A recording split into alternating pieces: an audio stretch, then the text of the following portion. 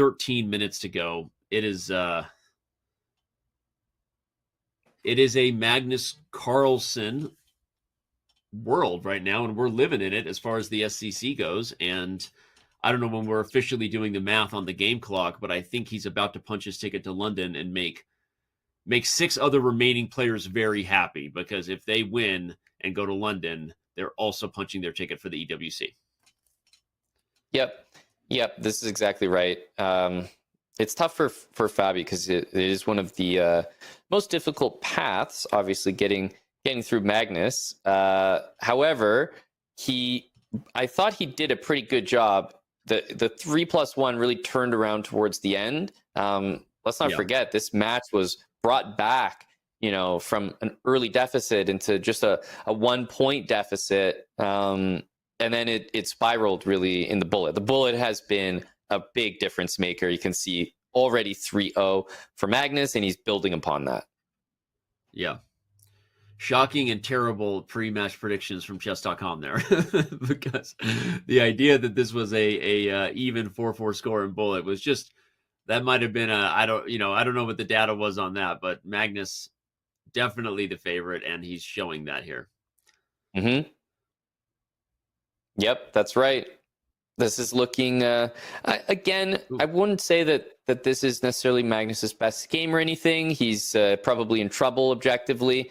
The H-pawn push was really nice, but it's just, you can even see the eval bar. It's just that it always seems to work out. Yeah. I don't even know what happened there. That's a bullet fiesta there. White is...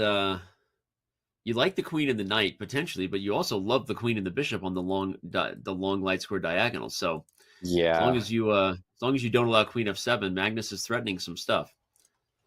Yeah, knight f5 is an idea, but queen here will probably get met by king. Yep, king f1. Yeah. Yeah. Okay. Still, I mean, I prefer White's position, but I can see how an endgame where black plays g5 h4 actually doesn't work out, and that's a bit concerning that the knight doesn't really do that well against that outside pawn. Yeah, the knight would be happy if the queens were off the board. If you can get knight c4, these pawns are stuck on dark squares. But yeah, this outside idea of g5 and h4 is looming and dangerous. Yep, we might see a queen trade proposed here.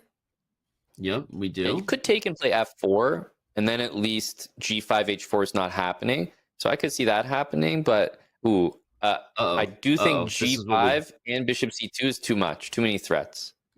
Yeah, I think your idea of f4 was necessary. Instead, now we're in a race, and you don't want to be in a race as a knight versus a bishop. The race position's always favored. In fact, bishop d5 is just over. The knight is just trapped. Yeah, very nice move, dominating the knight, and 100% stuck.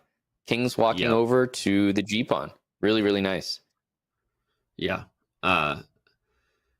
Anytime you get a position where there are targets on both sides of the board, let alone pass pawns, you are suddenly in a world where it's not even close. The bishop is better than the knight, and here Magnus is better than Fabi. Again, he has won every single bullet game